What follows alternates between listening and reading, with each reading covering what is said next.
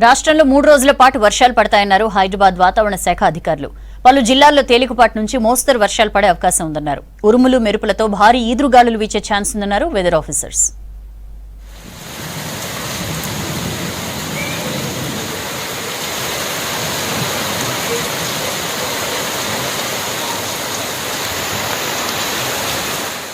రాగల రోజుల్లో రాష్ట్రంలో మోస్తరు వర్షాలు కురుస్తాయని తెలిపింది వాతావరణ శాఖ. గ్రేటర్ హైదరాబాద్ కు 24 గంటల రెయిన్ అలర్ట్ ప్రకటించింది. రాయలసీమ నుంచి కొమరిన్ ప్రాంతం వరకు ద్రోణి ప్రభావం కొనసాగుతుందన్నారు.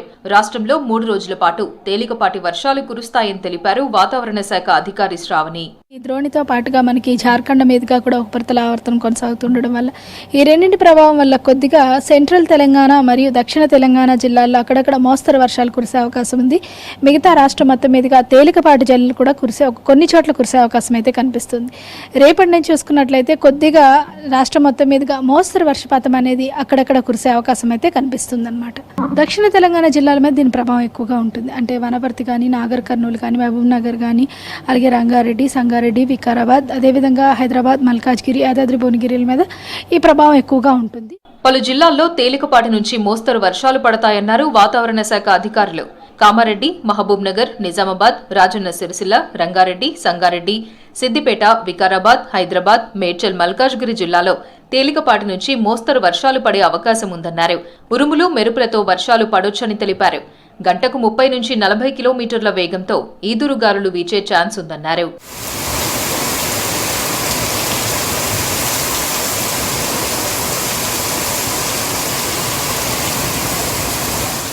హైదరాబాద్ లో తెల్లవారుజామున పలు ప్రాంతాల్లో భారీ వర్షం పడింది. ఒక్కసారిగా భారీ వర్షం పడడంతో జనం ఇబ్బందులు పడ్డారు.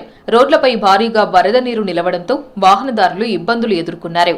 లోతట్టు ప్రాంతాల్లోకి వరద నీరు వచ్చి చేరింది.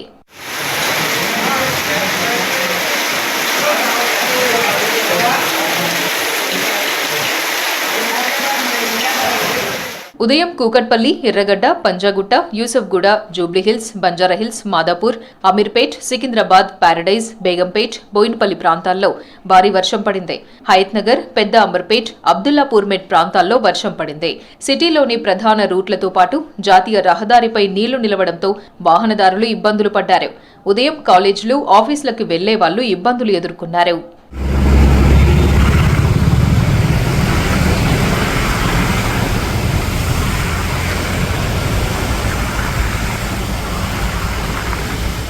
మధ్యాహ్నం తర్వాత హైదరాబాద్ లో పలు చోట్ల మరోసారి భారీ వర్షం కురిసింది. హయత్ నగర్, పెద్ద అంబర్పేట్, అబ్దుల్లాపూర్ మెట్లో జోరు వాన కురిసింది. గాలి దుమారంతో వాన కురవడంతో వాహనదారులు తీవ్ర ఇబ్బందులు ఎదుర్కొన్నారు. కాసేపు రాకపోకలకు అంతరాయం ఏర్పడింది.